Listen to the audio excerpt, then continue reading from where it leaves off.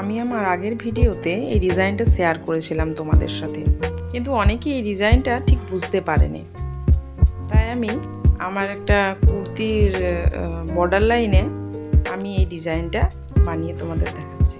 এটা আমি পার্পল কালারের একটা কুর্তির ওপর বেজ কালার বা ক্রিম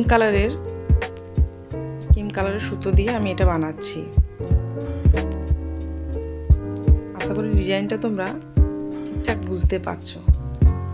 এখানে আমি 3 তার সুতো নিয়েছি, যার জন্য সুতোটা তুলতে অসুবিধা হচ্ছে, বারবার লেগে লেগে যাচ্ছে। আগের ডিজাইনটাতে আমি 2 তার সুতো নিয়েছিলাম, ওই জন্য ঠিকভাবে বোঝা যাচ্ছিল না, তো এটাতে স্পষ্টভাবে সেলাইটা বোঝা যাচ্ছে।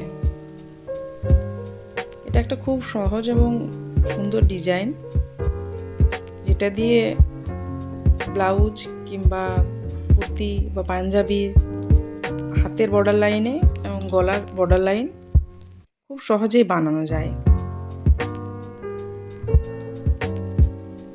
আশা করি তোমরা ঠিকঠাক এবার ডিজাইনটা বুঝতে পারছো। রাধে রাধে সকল।